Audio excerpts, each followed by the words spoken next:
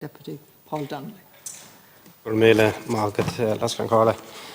like to welcome the bill, and there are many aspects of it that we would welcome. It's a step in the right direction, and many mental health stakeholders are supportive and agree with many of the issues in relation to it. But unfortunately, due to delays, I don't believe it will be introduced in the lifetime of this government, which is unfortunate. Mental health is a huge problem in all of our communities, and I don't think there's a single TD or a senator or anybody in here who even works in here would know somebody who's affected by mental health. In my community, it's pretty bad at the moment, and we've had a number of really tragic suicides. Just two recently from a bridge on the N3 beside Connolly Hospital, and people are so worried and so desperately concerned, you know, that they contact me saying, "Can we do something with the bridge?" And I'm saying, "Well, that's not the problem. The bridge is not the issue.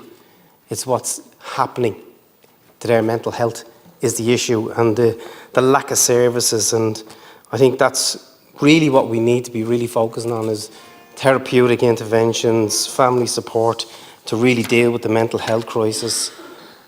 A couple of weeks ago, I was on a walk in our community.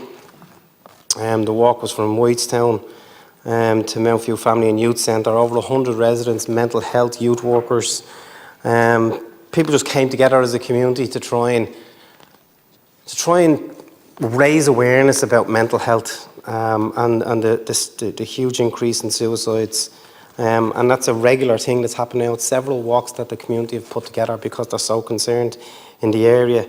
A couple of issues I'd like to address, and one is the admitting children to an adult inpatient psychiatric ward. And I remember as a family support worker, working with a young person who was admitted to an adult mental health service, and to be honest with you, it's something that has never left me. The shock that I experienced, that young person going into that mental health facility, he should not have been there. It should have been somewhere, an appropriate mental health facility place for that young person.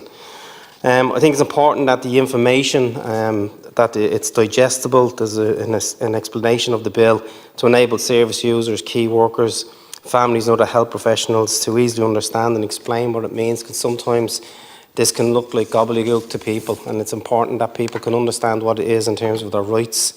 I want to commend my colleague, Deputy Mark Ward, for his advocacy and work in this area of mental health, and for publishing a comprehensive mental health action plan.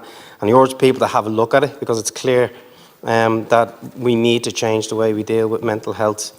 And I just want to mention Genesis Counselling Service. For a service that provides, it's a low cost and free counselling service, Genesis in Cardiff.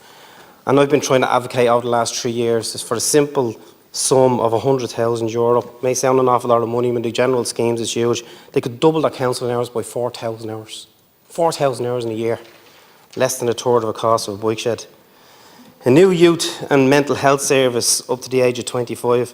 I think the most frustrated I've ever been is trying to work. When I was a family support worker, I was working and trying to access CAMS for young people. It is absolutely really difficult to access that service. The threshold is so high that a lot of children and young people are falling through the cracks. I think the provision for 20 beds for people with eating disorders, again, is really important. There are many young people with eating disorders who just cannot get that type of service, and we really need to fund that one at the moment.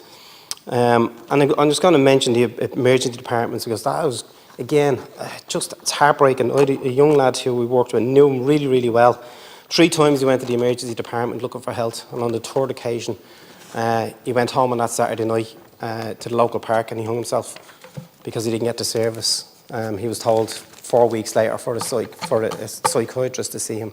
That's just not appropriate. That's just should not be happening in this country with that amount of money that we have. We're talking about billions in budgets at the end of the year.